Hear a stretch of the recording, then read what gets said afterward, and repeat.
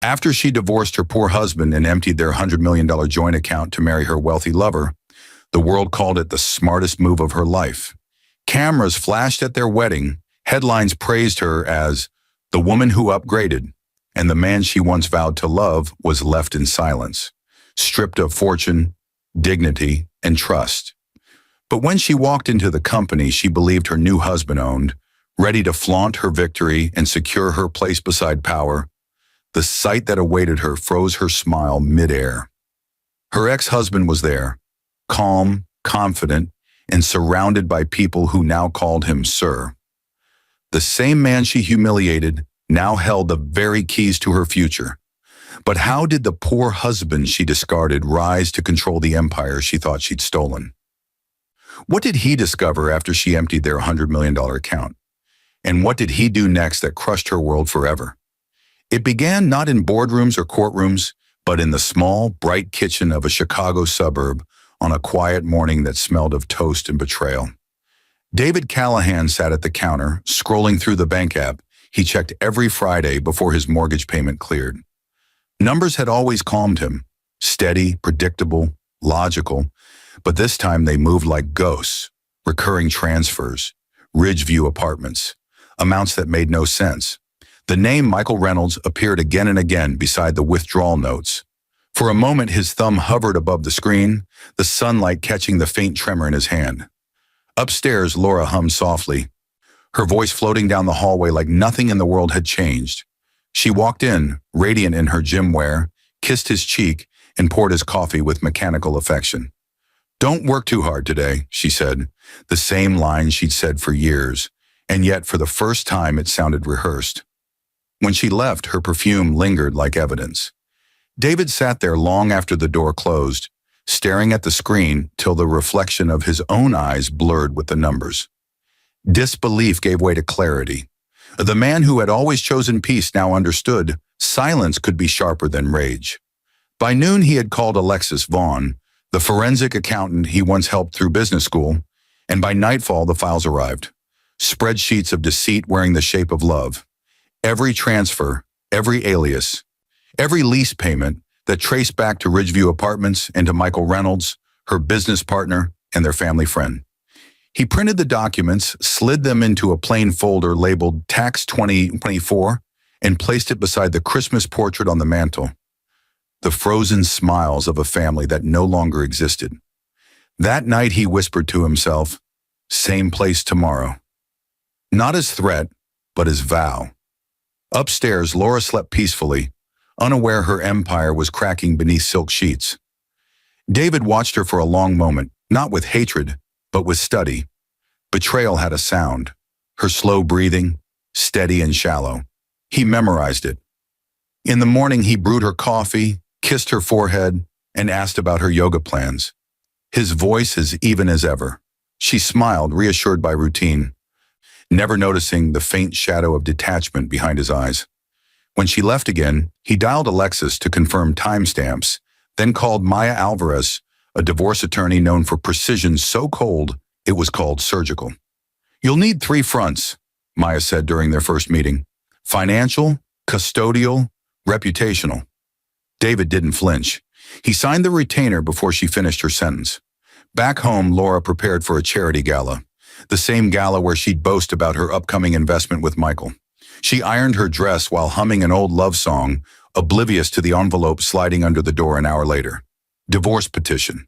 Her hands shook as she picked it up. "This has to be a mistake," she whispered, but the signature at the bottom, his, ended the illusion. Her phone vibrated endlessly that night. Messages from Michael promising it would blow over.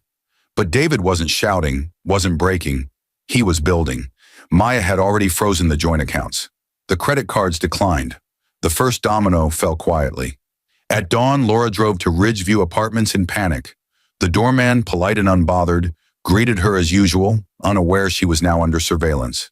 Alexis had planted eyes everywhere. Security logs, delivery receipts, witnesses ready to testify. Each ordinary person she ignored would soon become a blade in court. And David, the man she dismissed as poor, sat in his study compiling files. Every document, another nail in the coffin of her performance.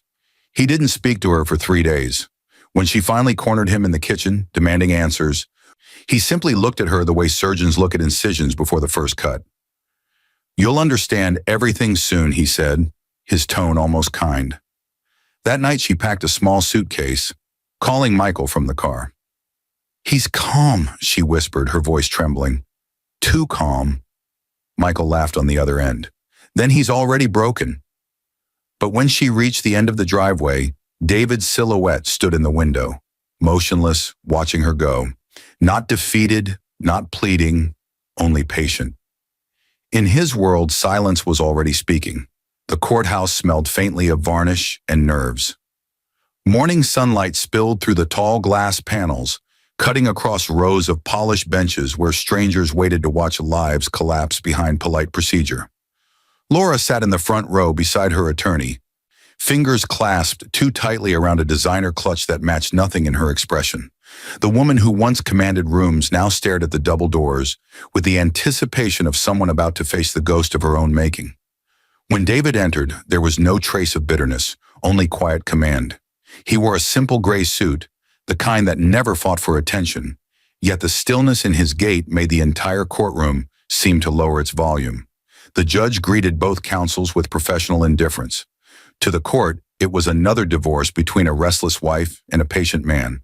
But to David, it was the unveiling of a theater carefully rehearsed for months. Maya Alvarez sat beside him, her files aligned like surgical instruments. "Remember," she whispered, "you don't win here by emotion.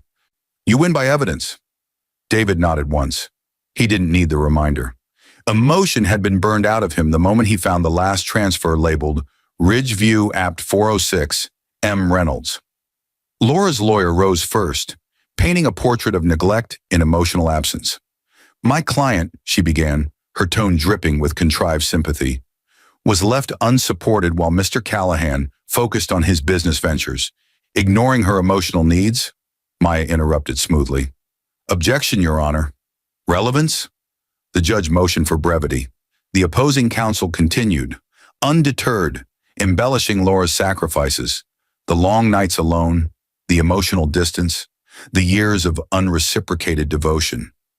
David listened without blinking. To anyone watching, he appeared detached, perhaps wounded. But inside him, every sentence was being cataloged like data in a lab experiment. When it was Maya's turn, the shift in energy was instantaneous. She stood with a quiet authority that made jurors lean forward. "Your Honor," she said evenly, "this is not a case of emotional neglect. It is a case of deliberate deceit. My client has come prepared to prove systematic financial diversion, marital fraud, and perjury."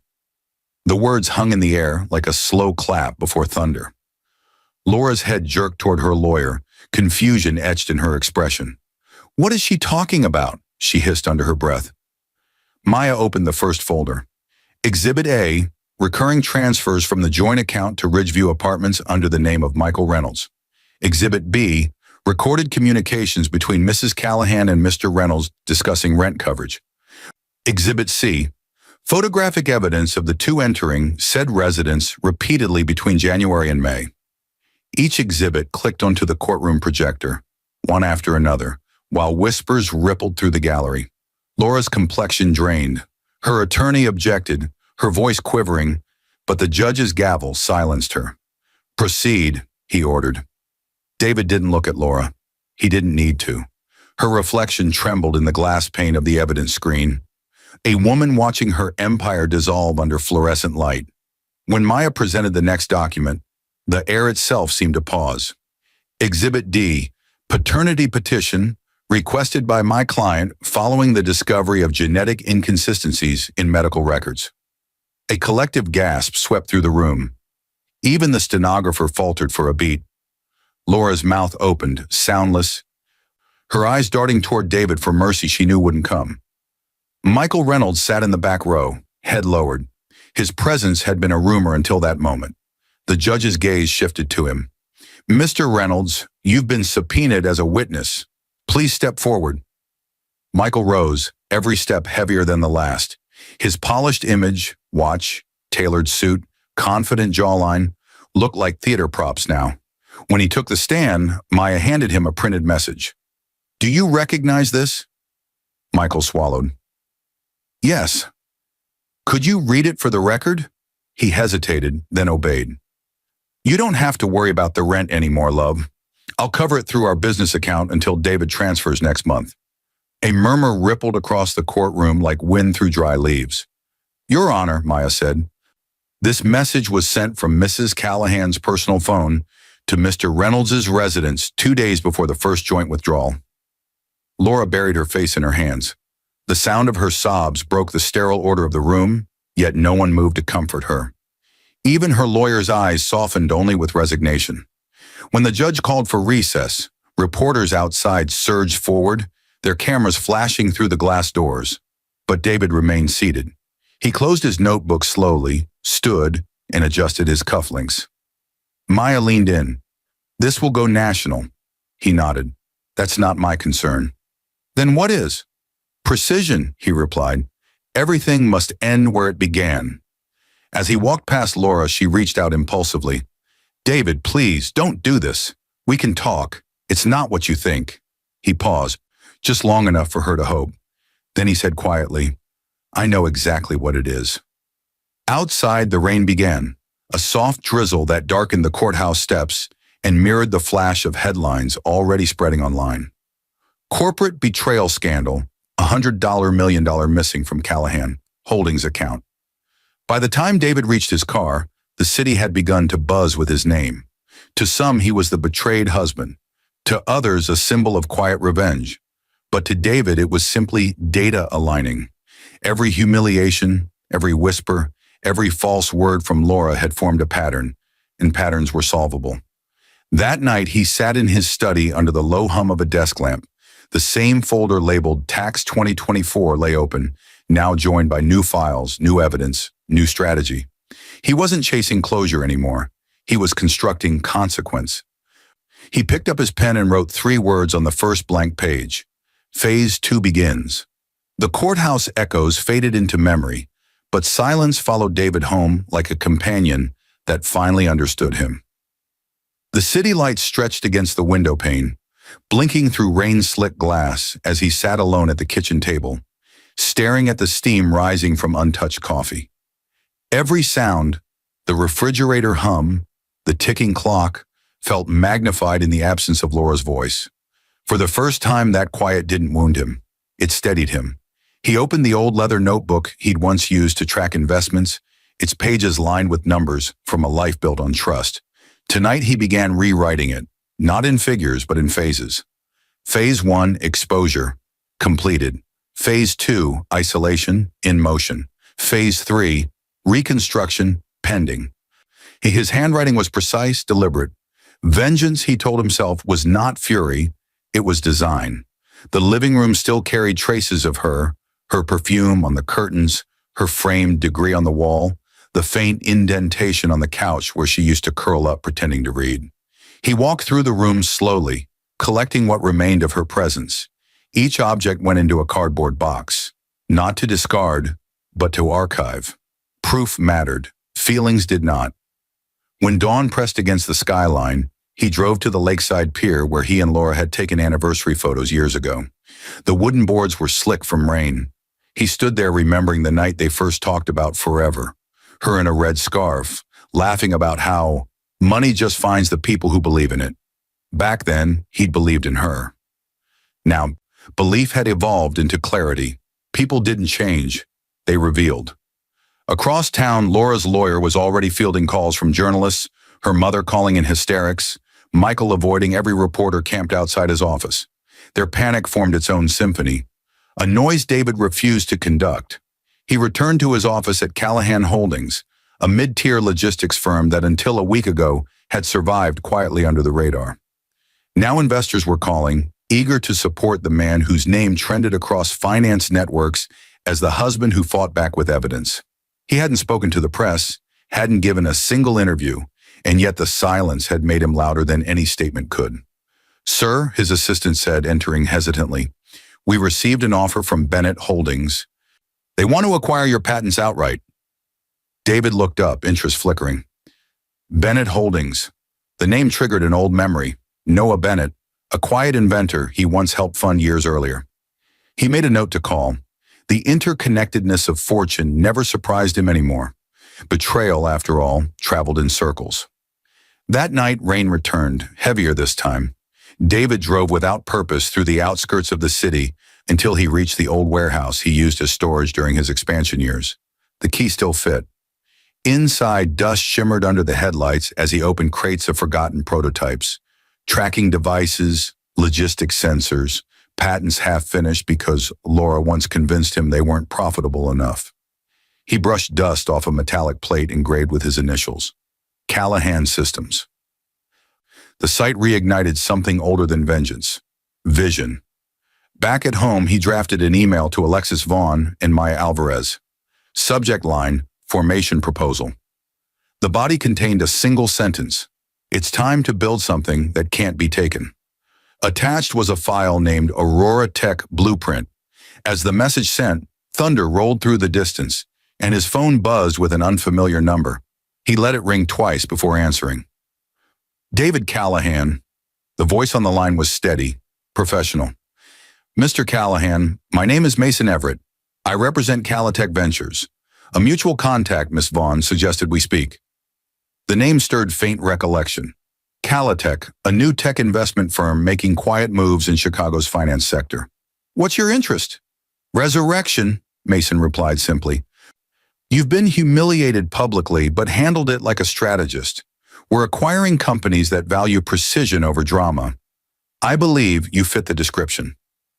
David's lips curved faintly. You believe correctly. They agreed to meet the next evening. After hanging up, he sat back, watching rain thread down the glass. For months, he'd been the betrayed man learning how to breathe again.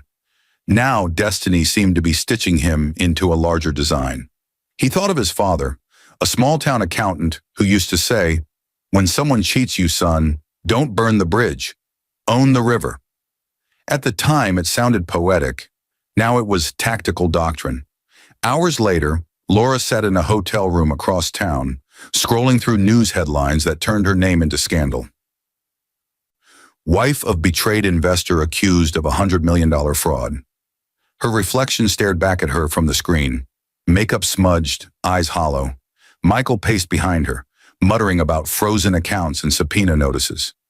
You said he was harmless, he hissed. You said he wouldn't fight back. She turned toward him, panic sharpening her tone. He didn't fight back. That's the problem. He's planning something. I can feel it. Michael scoffed. You're imagining things. But even he didn't sound convinced.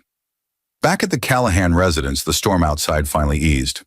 David placed his notebook on the desk, opened to a new page, and drew 3 intersecting lines. Beside them, he wrote names. Mason Everett, Noah Bennett, Vanessa King. Threads waiting to connect. For the first time since the betrayal, he smiled, not in triumph, but in realization. Revenge wasn't about punishment anymore. It was about evolution. He wasn't the poor husband she left behind. He was the architect of something far larger than she or Michael could comprehend. When the clock struck midnight, the house was utterly silent. But within that stillness, something vast had begun to move. The lobby of the Langford Tower shimmered with steel and glass, the kind of place where ambition echoed louder than footsteps. David Callahan arrived 5 minutes early, not out of anxiety but precision. Mason Everett was already there, tall, composed, a man whose calm seemed carved from the same stone as David's own. His handshake was firm but unhurried, his eyes assessing without judgment. Mr. Callahan, Mason said, or should I say the man who taught Chicago that revenge can file taxes? David almost smiled. I prefer efficiency to drama. Good, Mason replied. Then we'll get along. They moved through the corridor into a conference room overlooking the river. Mason gestured toward the skyline, its reflection trembling on the water below. You see that? That's what betrayal looks like. Bright, expensive, and temporary. He slid a folder across the table. Calitech Ventures. We build companies out of ruins. I've been watching yours. David opened the file. Inside were projections, acquisition targets, and one name circled in red, Aurora Tech. You already knew, David murmured. Mason nodded. Alexis Vaughn briefed me. Your prototype patents are worth more than what you lost. We invest in intellect, not sympathy. I'm offering you partnership, equal shares. You provide technology, I provide capital, and together we rewrite the market that mocked you. David studied him. And what do you gain besides profit? Proof, Mason said quietly. I was left for dead once too. The admission hung between them like an invisible signature.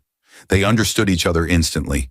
Two men reshaped by betrayal, turning heartbreak into architecture. By afternoon, the deal was sealed with nothing but a handshake and a mutual vow. No publicity, no ego, no noise, just execution. Within days, Aurora Tech began its resurrection under Calitech's umbrella. David's nights filled with blueprints, legal filings, and quiet correspondence with engineers who had once abandoned him for Michael Reynolds' firm. Now they returned one by one, drawn by the gravity of precision. Across the country in Manhattan, another name began to reappear. Noah Bennett, founder of Bennett Holdings, a man whose own wife had siphoned millions and disappeared into luxury, only to face ruin at his hands. Mason arranged a private meeting at the Harbor Club, introducing the two with understated ceremony. Noah Bennett, Mason said, meet David Callahan. You've both built empires from ashes. You just didn't know the ashes came from the same fire. Noah's grip was colder, his voice deliberate. I've read about you, the husband who fought with silence. I admire that. I built my silence into an empire too. David leaned back. Then maybe we should stop fighting our past separately. The three men spoke for hours about law, technology, and revenge disguised as enterprise.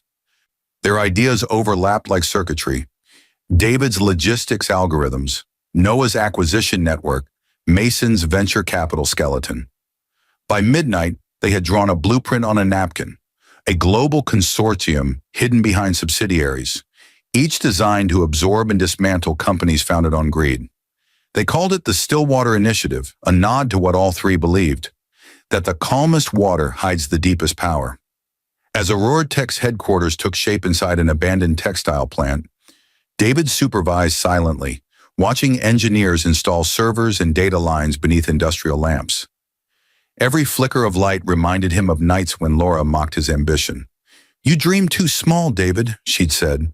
He almost thanked her now. Dreaming small had kept him invisible long enough to build something untouchable.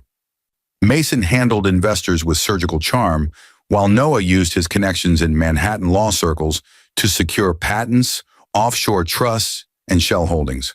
Together, they wove a net so complex that even regulators mistook it for philanthropy. But their alliance wasn't born from greed. It was born from symmetry. Each man carried a scar that matched the other's. Each had been betrayed by love disguised as loyalty, and together they were turning pain into infrastructure. One evening, as the three reviewed financials inside the newly finished Aurora Tech boardroom, Mason poured whiskey into crystal glasses. You know what separates us from them? He asked. They destroy to feel powerful. We build to prove we never needed them. Noah raised his glass. To rebuilding in silence. David met their gaze, his expression unreadable. To the day they realize the empires they worship stand on our blueprints. They drank in quiet acknowledgement. Later that night, David returned to his home, the same one Laura had abandoned months ago. He no longer avoided the memories. He studied them like case files. On his desk lay a series of envelopes, each labeled with names. Laura Callahan, Michael Reynolds, Raymond King, Vanessa Cole. He had collected fragments of other betrayals from Mason's archives. Stories of men humiliated, stripped of dignity, left behind. Their names, their faces, their losses were threads in a single fabric he intended to stitch into destiny's quilt. He opened a new document on his laptop and began typing the mission statement for Stillwater Initiative, to reclaim what deceit stole and to build legacies immune to arrogance. Outside, rain returned, rhythmic and steady, the soundtrack of rebirth. Across the skyline, a billboard flashed with an advertisement for Titan Infrastructure Holdings, a company now under investigation for fraud. David recognized the CEO's face, Gavin Blake, The man from the Titan scandal tied to Tessa Carter's fall. He smiled faintly. The universe, it seemed, was handing him new coordinates. He picked up his phone and called Mason. "I've found our next acquisition target," he said. Mason's tone sharpened instantly. "Titan?" "Yes, but we're not acquiring it." David's eyes narrowed as the city lights flickered against his reflection. "We're inheriting it." The Titan infrastructure tower rose above downtown like an act of arrogance turned into architecture. Its mirrored skin caught the morning sun and threw it back across the city, dazzling and defensive. Inside, the boardroom gleamed with gold accents, and at the head of the table sat Tessa Carter, polished, confident, radiant in a white blazer that photographed like victory. Cameras clicked as she announced the $500 million contract that had just made national headlines. Beside her, Gavin Blake leaned close, whispering something that made her smile. Every gesture was rehearsed, every flash designed for magazines that would call her the new face of power. What none of them knew was that the silent current running beneath the celebration was already pulling them under. 3 floors below, in a rented workspace across the street, David Callahan watched the live feed on a muted screen. Mason Everett stood beside him, jacket off, sleeves rolled to the elbow, scanning the numbers streaming across the monitors. "Phase 1 executed," Mason said quietly. "Their offshore fund just hit the firewall." David's gaze stayed on Tessa. "How long before she notices?" "Hours," Mason replied. "They'll think it's a banking delay. By the time they panic, the audit requests will already be filed." Noah Bennett entered carrying a folder thick with printed emails. "We've confirmed the shell companies Titan used to inflate the contract bids. 2 of them traced directly back to Blake's private account. The SEC will see the trail before lunchtime." David nodded once. "Then we begin the exposure sequence." From the outside, the Stillwater Initiative looked like a simple tech consortium. Inside, it was a living organism of strategy. Every file a nerve, every leak a pulse. Their algorithm mapped human greed the way meteorologists map storms. And Titan infrastructure had just entered the eye. Across the river, Tessa stood on the balcony, drinking champagne as news drones hovered overhead. "You realize this is history?" she said to Gavin. "500 million secured under our name." Gavin kissed her hand. "You earned it. No one even remembers your ex's name anymore." She smiled, but for the briefest second, something flickered. A memory of Noah Carter standing in a dim apartment years ago, promising that love would outlast failure. She pushed the thought away like static. Success had no use for nostalgia. By early afternoon, the first tremor hit. Her chief financial officer burst through the door, colorless. The Cayman transfer froze mid-clearance. Bank security flagged irregular patterns. "What patterns?" Gavin demanded. "Ownership discrepancies. There's a new controlling entity listed on the Titan registry. Stillwater Holdings." Tessa's glass slipped from her hand, shattering across the marble floor. "That's impossible. We don't have any merger agreements pending." The CFO hesitated. "Ma'am, it's not a merger. It's an acquisition. As of this morning, Stillwater owns 51% of Titan's liquid assets." Gavin's jaw tightened. "That can't be. He stopped, realizing even his voice had lost conviction. On the other side of the city, David watched as the financial dashboards updated line by line. Mason exhaled. "Control transferred. They're boxed in." Noah closed his laptop. "We should expect the media blast in 3 hours. Our anonymous release hits Bloomberg at 2. David leaned back, his voice even. "And when it does, make sure the headline reads Titan Infrastructure under investigation for contract fraud linked to internal betrayal. I want the phrase internal betrayal repeated in every outlet." Mason looked at him curiously. "Personal?" David's eyes never left the screen. "Symbolic." By evening, the storm had gone public. News anchors dissected the collapse. Investors fled, and the empire that had crowned Tessa Carter queen was suddenly toxic. She sat in her office, surrounded by silent assistants, screens flashing red. Gavin pacing like a caged animal. "Who the hell is Stillwater?" he barked. She turned slowly toward him. "I don't know, but whoever they are, they knew everything." Outside, reporters gathered, shouting her name through glass doors. She ignored them, opening her email only to find a single unread message. No subject line. No sender name. Just 3 words glowing on the screen. Dreams have ledgers. Attached was a scanned document, her original company registration, bearing Noah Carter's name in faded ink beside hers. Her breath caught. The realization hit like ice. She had never removed him legally. Every profit, every fraud, every signature tied her success back to the man she'd discarded. Gavin snatched the paper from her. "What is this?" she whispered.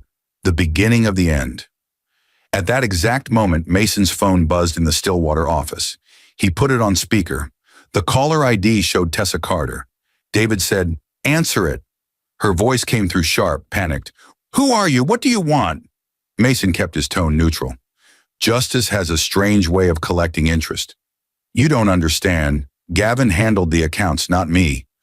"I didn't know." David cut in softly. "You always knew." The line went dead. For a long moment, none of them spoke. Then Noah said, "That's 1 empire down, 4 to go." Mason poured them each a measure of whiskey. "To the architecture of consequence." David touched the glass to his lips but didn't drink. His mind had already moved ahead, to a name Mason had mentioned in passing, Vanessa King, another betrayer orbiting their growing constellation. The map of revenge was expanding, and each new downfall made their silence louder. Across the skyline, the Titan infrastructure sign flickered, 1 bulb at a time, until the name dissolved into darkness. Cameras caught the blackout, broadcasting it live as a symbol of collapse. In the shadows below, Tessa stood at the window, staring at her reflection in the glass. A woman wrapped in diamonds and ruin, watching the light go out on everything she thought she controlled. Somewhere in that reflection, she could almost see him. The quiet man who never raised his voice yet had turned her triumph into silence. And for the first time, she understood what power really sounded like. It didn't roar. It whispered, "Perfect." The jet touched down on the wet tarmac of Heathrow just past dawn, its engines fading into the hum of a city that mistook exhaustion for progress. David Callahan stepped into the gray London morning, wearing a charcoal coat, his expression as unreadable as the clouds above him. Mason Everett waited near the gate, phone pressed to his ear, speaking in that controlled murmur that always sounded like strategy disguised as courtesy. "They confirmed the transfer," Mason said once they were in the car. "Stillwater Europe is live. Vanessa King's ex-husband meets us at 9. David looked out the window at the rain streaking across the glass. "Gregory Cole, the man who disappeared after his wife traded him for Raymond King." "The same," Mason replied, "but he's not the failure the tabloids wrote about. His uncle left him a fortune. He's been waiting for a reason to use it." The car slid through the narrow streets of Mayfair until it stopped outside an old private club that smelled faintly of mahogany and money. Inside, Gregory Cole waited by the fireplace, the embers casting soft gold across a face weathered more by disappointment than age. He stood when they entered. "Mr. Callahan," he said, extending a hand. "I've heard what you did to Titan." David shook it firmly. "Then you know this isn't charity." Gregory gave a thin smile. "Good. I'm done with sympathy. I'm here for precision." They sat around a low table as rain tapped steadily against the windows. Mason opened a leather folio thick with documents, acquisition maps, shell companies, discrete bank routes. "Vanessa King runs the King Imports Consortium through a network of dummy suppliers," Mason explained. "She's using them to launder Raymond's shipping revenue into personal accounts. Our aim isn't exposure. It's transfer. We take the arteries before they notice the heart is gone." Gregory listened, eyes narrowing. "You mean to own them without firing a shot?" David's tone was even. "Exactly. Revenge that looks like accounting." By noon, the plan was set. A quiet purchase of a dormant branch under the King Imports umbrella, an entity registered decades earlier and forgotten in the paperwork. Through that single acquisition, Stillwater Europe would gain legal access to every ledger Vanessa used to funnel her fortune. David signed the authorization, sealing Gregory's entry into the alliance. Later, as they walked through the drizzle toward the car, Mason said, "He reminds me of you before Chicago burned." David's gaze stayed on the slick pavement. "Then maybe he deserves the same rebirth." Across town, Vanessa King floated through the marble lobby of the Royal Exchange Hotel, arm looped through Raymond's, laughter bright enough to draw attention from every corner. She believed herself untouchable. Lagos behind her, wealth beneath her heels, a new surname that glittered on business magazines. What she didn't know was that the very company funding her wardrobe no longer belonged to her. That evening, while she toasted investors under chandeliers, Gregory sat in a darkened office one floor below, watching the corporate dashboard update in real time. Each share transfer blinked across the screen like quiet thunder. When the last confirmation appeared, he whispered, "Welcome home." Mason called from Chicago an hour later. "Transfer complete. Stillwater now holds majority control of King Imports." David listened to the rain against his window as the news settled. "Send the press a tip tomorrow, anonymous." Headline should read, "The Silent King Returns." Make sure her name sits beside it. He could almost see Vanessa's reaction. The perfect smile cracking, the realization spreading. Power, he thought, never truly disappears.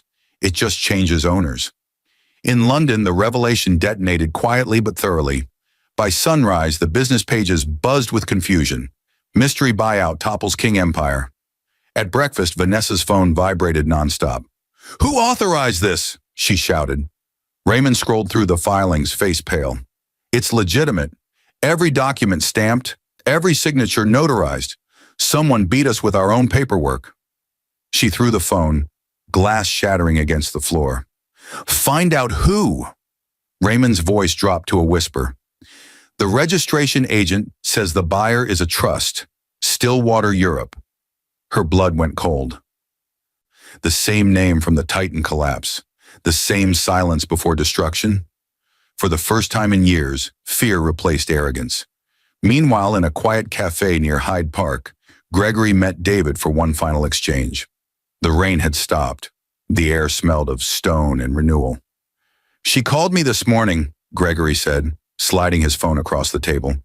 On the screen glowed a message from Vanessa. "You win. Just tell me why." David studied the words for a long moment before replying. "Because she never learned that silence is not weakness. It's planning." Gregory nodded slowly, as if the truth were both bitter and liberating. "What happens to her now?" "Nothing," David said. "That's the point. She lives watching what she lost." They rose from the table, two men bound not by hatred but understanding. Revenge in Stillwater's design was never the final act. It was infrastructure for something larger. As they stepped outside, the clouds parted briefly, a thin strip of sunlight cutting through the gray. Back in Chicago, Mason reviewed the updated network map glowing on the wall. Aurora Tech, Calitech, Bennett Holdings, King Imports, Titan Infrastructure, all connected through invisible threads, forming the skeleton of an empire no one could see, but everyone already felt. He stared at the lines converging at one point. Stillwater Initiative, Central Node, D. Callahan. He smiled faintly, whispering to himself, "Empires don't rise, they resurface." And across the Atlantic, as the London skyline glimmered through the retreating clouds, David Callahan boarded his plane back to Chicago. Carrying nothing but a notebook and the quiet certainty that the storm he'd started was no longer revenge, it was evolution. The Whitmore residence sat on the northern edge of Manhattan like a monument to perfection. White columns, trimmed hedges, and chandeliers bright enough to make every secret look respectable. Inside, laughter rose from the dining room, where Eleanor Whitmore, draped in emerald satin, presided at the head of the table. Around her sat her parents, her two siblings, and her husband, Daniel Whitmore, the man she once promised to love through all things. Tonight she laughed louder than anyone, the kind of laugh that filled silence with performance. Daniel sat quietly at her side, his suit impeccable, but his expression distant.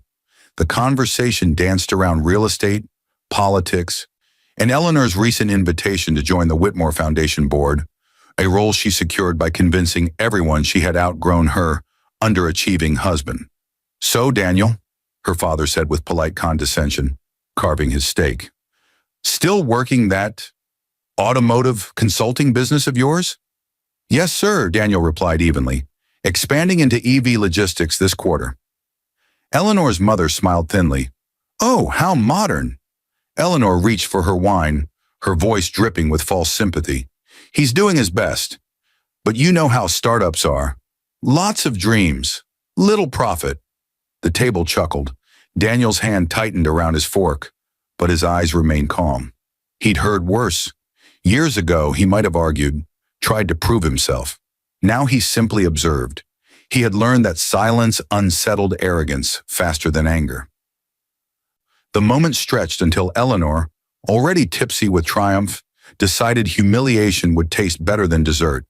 She leaned back and said with a smirk, "You know, sometimes I think I married him for charity. I just didn't realize charity could be tax-deductible." The table erupted in laughter. Daniel set his fork down gently. The clatter silenced the room. He looked at her for a long moment, then said quietly, "Enjoy the spotlight while it lasts, Eleanor. Lights have a habit of going out." Her laughter faltered. "What's that supposed to mean?" He didn't answer. He stood, buttoned his jacket, nodded respectfully to her father, and walked out. The door clicked shut behind him, and in that click, something shifted. Across the city, David Callahan sat in a private room at the Four Seasons, reviewing files with Mason Everett and Noah Bennett. A new name glowed at the top of the projection, Whitmore and Associates, one of New York's oldest law firms, owned by Eleanor's father. Mason traced the connection with his pen. "They're handling contracts for the governor's office. Corruption probes, slush funds, ghost donors, ripe for collapse." Noah added, "Eleanor's family is untouchable socially, but over-leveraged financially. The firm's liabilities are hidden under public grants. One push, and it folds." David studied the data. Her husband, Daniel Whitmore, filed a patent 2 years ago under an unlisted shell company. The tech matches Aurora-Tech's Transport AI. Mason looked up. "He's ours then." David nodded. "Bring him in." The next morning, Daniel received an anonymous invitation delivered to his office. No signature, only a time and location. Curiosity outweighed suspicion. When he arrived at the Stillwater penthouse, Mason greeted him with the ease of an old friend. "Mr. Whitmore, we've been expecting you." Daniel frowned. "Expecting me? I don't even know who you are." David emerged from the adjoining room, calm, precise. "You will. You're sitting on technology that can revolutionize autonomous freight. Your wife's family buried it under legal red tape to keep you dependent. We'd like to liberate it." Daniel studied him cautiously. "Why me?" "Because," David said, "you understand the cost of humiliation, and because revenge works best when it builds, not burns." They spoke for hours. By the end, Daniel had signed a partnership agreement, transferring his patent into Stillwater Holdings in exchange for equity and control. For the first time in years, he felt something he hadn't felt since before Eleanor's scorn. Purpose. That evening, Eleanor attended another charity gala, dazzling cameras in a gown that sparkled under the chandeliers. She had no idea her father's firm had just lost its largest client. Whitmore and Associates contracts quietly rerouted to Stillwater's legal wing. By midnight, regulators were already combing through her family's accounts, tipped off by anonymous filings. 3 days later, Daniel returned home. The house was quiet, the dining table still set for the dinner that had turned into his awakening. Eleanor waited in the living room, eyes swollen from crying. "Daniel, I didn't mean what I said. I was drunk. It was stupid." He set a folder on the table. "This is your father's firm's debt portfolio. You might want to read it before the media does." Her hand trembled as she flipped through the pages. Each document stamped confidential. Stillwater Holdings. "Who gave you this?" she whispered. He looked at her, not unkindly. "A man who understands silence?" She sank onto the couch, disbelief settling like fog. "You ruined my family." "No," Daniel said softly. "Your arrogance did. I just gave it an audience." The next morning, headlines roared across financial networks. Whitmore and Associates faces federal audit amid contract scandal. Eleanor's name trended beside it, her face on every newsfeed. In Stillwater's boardroom, Mason poured coffee as David read the news without reaction. "You think she'll recover?" Mason asked. David closed the laptop. "They always recover until they look up and realize the air they're breathing belongs to us." Noah smirked. "And her husband?" David glanced toward the skyline. He's not one of them anymore. He's one of us. Outside, snow began to fall, quiet, deliberate, covering the city in a white stillness that felt almost merciful. But within that calm, Stillwater's web expanded again, threads reaching into law, politics, technology, and finance. By evening, Eleanor stood at her penthouse window, staring down at the city lights that once made her feel invincible. She could almost hear Daniel's words echoing back to her. Lights have a habit of going out, and somewhere beneath those same lights, David Callahan closed his notebook and wrote a single new phrase beneath the Stillwater mission statement. Phase 4, Inheritance. Winter had turned the city into a mirror of silver and silence. Snow whispered down over Chicago's skyline, dusting the black glass towers where Stillwater now pulsed like a hidden heart beneath the corporate bloodstream of America. Inside the Aurora Tech headquarters, Stillwater's concealed command center, David Callahan stood before a panoramic window. The city stretched beneath him in glittering obedience. On the wall behind him, a digital map flickered, red lines connecting continents, blinking nodes from London to Manhattan to Zurich. Every name on that map once represented humiliation. Now they represented control. Titan Infrastructure, King Imports, Whitmore and Associates, each absorbed, stabilized, rebranded under the Stillwater Initiative. Mason Everett entered quietly, carrying a slim folder. "It's done," he said. "Our European branches are officially consolidated. Stillwater Holdings is now the largest private equity network on record, untouchable and untraceable." David turned, expression unreadable. "And the inheritance files?" Mason handed him the folder. Inside lay documents stamped Grant Global Estate Trust, a name that had circulated in elite financial circles for decades, a family fortune believed to have vanished after a legal collapse in 1987. Noah Bennett walked in moments later, snow still clinging to his coat. "You'll want to see this," he said, sliding a hard drive onto the table. "Remember the sealed archives Alexis found in the Ridgeview account? They weren't just Laura's. They were tied to the Grant estate." David's brow furrowed. "Grant, as in Carter Grant, the one behind Titan's early funding?" Noah nodded. "The same. His holdings were hidden through blind trusts. Someone froze them 30 years ago under a clause that required a trigger event to reopen distribution. Guess who's named executor now?" Mason smiled thinly. "You." David studied the papers. His name, David R. Callahan, appeared beneath the legal clause. In the event of moral breach by successors, control reverts to the silent partner. His pulse steadied. He remembered signing a non-disclosure decades earlier while interning at Carter Grant's firm, his first job out of business school. Back then, it was paperwork. Now, it was destiny.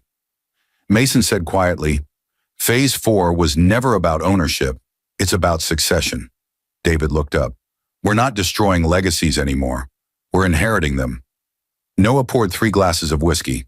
"To inheritance," he said. David didn't drink.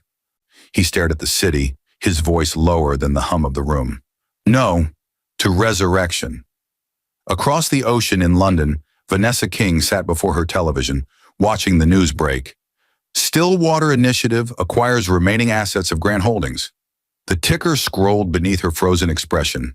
Every company that once humiliated her, linked under a single parent firm. Her phone buzzed with messages from old acquaintances, now begging for introductions to Stillwater. She turned it off, realizing the name David Callahan had appeared in every headline since the Titan collapse. In Manhattan, Eleanor Whitmore's father stood before the remnants of his firm as federal auditors tore through decades of contracts. "It's impossible," he muttered. "No one consolidates this fast."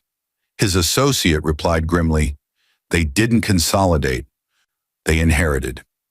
Meanwhile in Chicago, Laura Callahan, the woman who started it all, watched the same broadcast from a small apartment she could barely afford.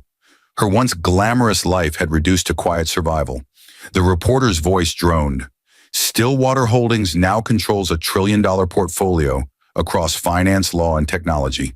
Its founder, David Callahan, remains publicly silent." Her hand trembled around the remote. "David," she whispered, "what have you become?" At that moment, in the Stillwater boardroom, Mason turned to David. You've done it. You've built an empire from betrayal. David shook his head slowly. No, Mason. I just revealed the pattern. Betrayal was the blueprint. People think wealth is about numbers, but it's about symmetry. Every act of deceit leaves a footprint. I just followed where they walked. Noah leaned forward. So what now? What's phase 5? David's eyes lingered on the frozen skyline, where the sun began to bleed faint gold across the snow. We turned Stillwater into what it was always meant to be, a system that outlives all of us. The first decentralized corporate network run by moral code, not greed, a global algorithm for consequence. Mason frowned slightly.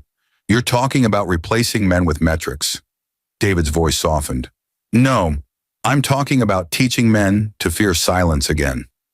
He pressed a button on the console, and the screen filled with a list of names. Investors, politicians, CEOs, all linked by a quiet symbol, a silver ripple on a black background. Stillwater isn't revenge anymore, he said.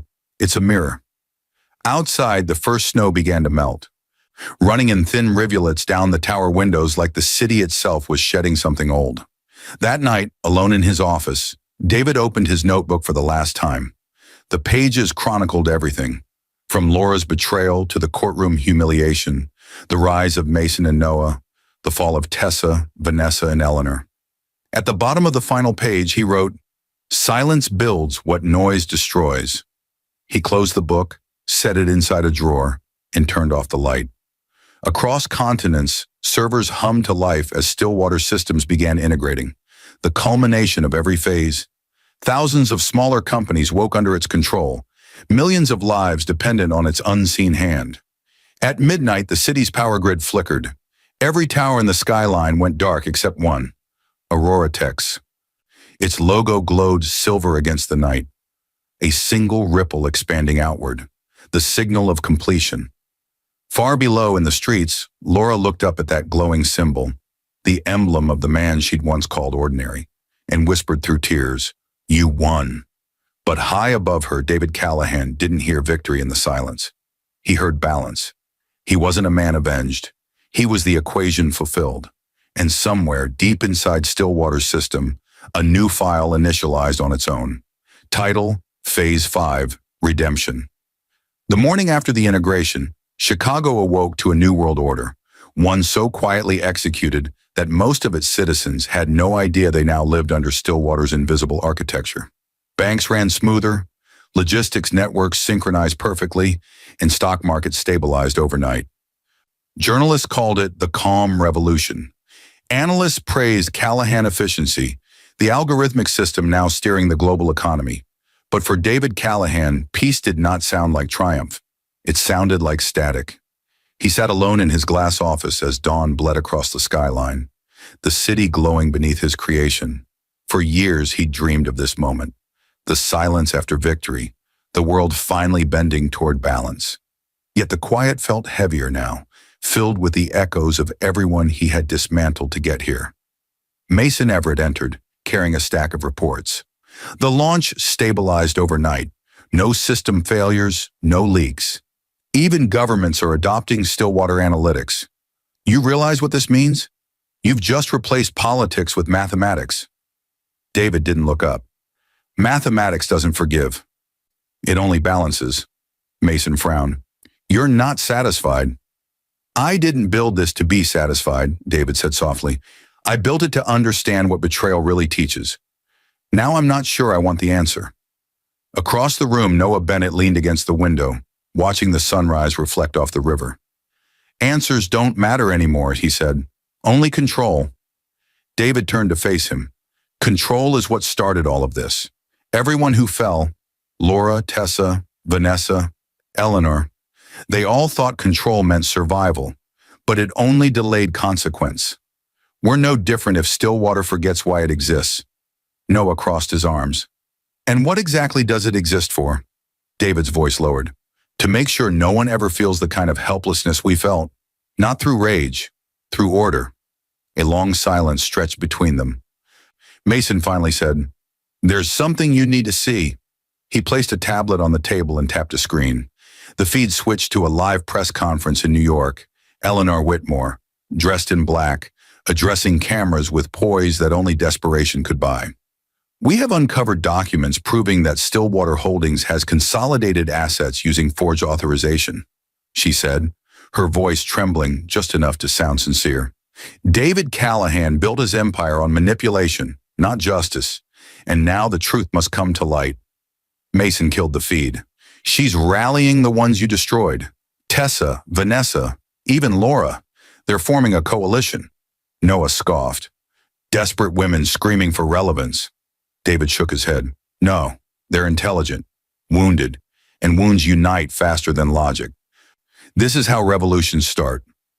For the first time since Stillwater's birth, uncertainty crept into the room. The men who had mastered consequence were now facing it. That night, David left the tower for the first time in months. He drove without destination, the streets quiet beneath the snow. His car stopped near the pier, the same one where he had first realized Laura's betrayal years ago. The same water now reflected the lights of his empire, as if mocking the man who once stared into it, searching for answers. He stepped out into the cold wind. The lake stretched endlessly before him, vast and indifferent. He remembered his father's voice. Own the river. But standing there, he finally understood the rest of that lesson. The river owns no one. His phone buzzed. A message. No name, no number. Just 3 words. You lost balance. Attached was a video file. He played it. The footage was grainy, clearly taken from a phone. It showed a conference room filled with reporters. Laura Callahan stood at the podium. Her voice trembled, but her eyes burned with resolve. Stillwater has replaced justice with automation, she said. David Callahan isn't restoring morality. He's rewriting it. Every algorithm he designed carries a trace of vengeance. And vengeance cannot build peace. The clip ended abruptly. David stood frozen, the wind slicing through his coat. For the first time in years, her words reached him not as accusation, but as truth. She wasn't wrong. Stillwater had become something beyond intention, a machine that rewarded consequence without compassion. He drove back to headquarters in silence. Mason and Noah were waiting, anxious. She's going public tomorrow, Mason said. If she releases the source codes, governments will shut us down. David opened his desk drawer and pulled out the old leather notebook, the one that started it all. He flipped through the pages filled with names, diagrams, betrayals, until he reached the last blank sheet. Slowly, he wrote a single line. Balance cannot exist without mercy. He looked up. I built this system to calculate justice. Now we'll teach it empathy. Noah frowned. You can't humanize code. David met his gaze. Then we'll start by humanizing ourselves. He reached for the console and accessed Stillwater's central AI. The holographic display filled the room, thousands of data streams pulsing like veins. He began entering new parameters manually, rewriting the code that governed consequence. Mason stepped forward. What are you doing? Ending phase 5, David said. Beginning phase 6. Which is what? David's eyes lifted to the screen as the new code compiled. Forgiveness. The system hesitated, lights flickering, algorithms stalling, as if even the machine resisted mercy. But then slowly, the network stabilized. The red lines across the map shifted to soft blue, the symbol of Stillwater's ripple spreading calmly across continents. Outside, the city's lights dimmed for a brief moment, then glowed brighter than ever. In that quiet, David finally smiled, tired, human, and whole. For the first time since betrayal had shattered his life, the silence didn't sound like punishment. It sounded like peace. Morning drifted over Chicago like a confession. The skyline gleamed, glass towers reflecting a calmer light than the world had seen in years. Stillwater's new system, rebuilt overnight by David Callahan's trembling hands, had rewritten itself into something gentler. The algorithms no longer hunted corruption. They healed instability. Markets steadied not through fear, but fairness. For the first time in a decade, the world felt balanced. David stood on the rooftop terrace of Aurora Tech headquarters, watching sunlight dissolve the last traces of snow. Below, the city moved with mechanical grace, traffic signals syncing, hospital grids functioning without outage. Food supply routes recalibrated to feed rather than profit. The world was running on forgiveness. Mason Everett joined him, coffee steaming in the cold air. "You realize what you've done?" he said quietly. "You turned Stillwater into the conscience of the economy. Half the governments think you're a prophet. The other half think you're dangerous." David's eyes stayed on the horizon. Both are right. Noah Bennett arrived moments later, his face drawn. "We've stabilized globally, but we've lost about 30% of our holdings. The new code redistributed wealth to lower sectors, auto-balance protocols. It's giving the money back." David finally smiled. "Then it's working." Noah's jaw tightened. "You're dismantling everything we built." "We built a weapon," David replied softly. "I'm turning it into a bridge." Mason exhaled, studying him. "So what happens to us?" "You keep it alive," David said. "Without ego. Without me." The two men exchanged a glance. Confusion. Protest. But David's expression ended discussion. He had decided. That afternoon, the board convened for an emergency meeting. Screens lined the walls, each displaying a live feed from Stillwater divisions across continents. David entered without ceremony. Executives rose, expecting orders. Instead, he placed his leather notebook on the table. "This," he said, tapping it once, "is the record of everything Stillwater has done, good and bad.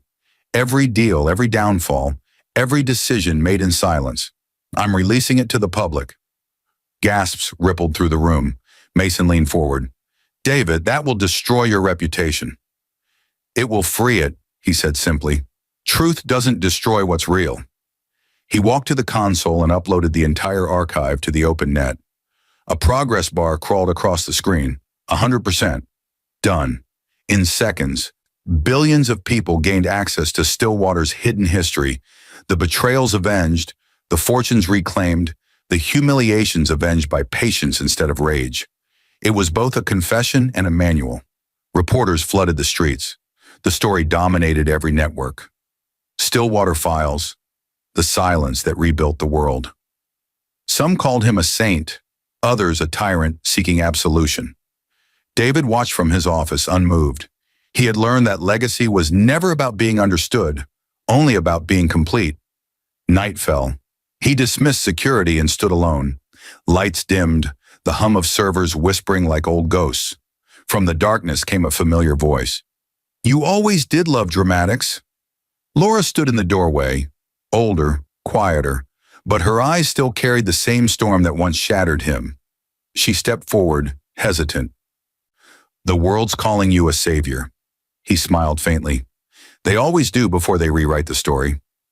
She studied him, searching for the man she'd once betrayed. "I watched your interview. You talked about mercy. It took losing everything to understand it." She lowered her gaze. "You could have ruined me completely. You didn't. Why?" David walked closer until their reflections merged in the window glass. Two ghosts bound by consequence. "Because punishment doesn't heal," he said. "It only echoes. I wanted the echo to stop." Tears shimmered in her eyes. "You changed the world, David, but what about you?" He looked past her to the city beyond. "I just balanced my side of the equation." They stood in silence. Outside, snow began again, gentle and forgiving. When Laura finally left, she turned once at the door. "You were right," she whispered. "Silence was louder than hate." He watched her disappear down the hallway, and for the first time since their marriage collapsed, the ache inside him felt clean. Later that night, David walked through the empty corridors of Stillwater, past the humming servers and glowing maps. He paused before the master terminal, where one final prompt blinked. "Archive user, Callahan. Terminate session?" He typed, "Yes." The screens flickered, then dimmed. Stillwater would continue under global stewardship, coded to evolve without him. Humanity would no longer need its silent architect. He stepped out onto the balcony as dawn broke again, the wind sharp, the sky pale gold. From here, the city looked reborn, chaotic, human, alive. Below, people hurried to work, unaware of how close their world had come to being ruled by vengeance instead of mercy. David drew a breath that felt like release. He reached into his coat pocket, pulled out his old wedding ring, and held it against the sunrise. The light caught it, flaring once before he let it fall into the wind. It vanished before it hit the street. He turned toward the door but stopped, whispering to no one. Silence kept me alive. Forgiveness made me human. Behind him, the Stillwater emblem shimmered on the tower. No longer a silver ripple, but a faint blue pulse, steady as a heartbeat.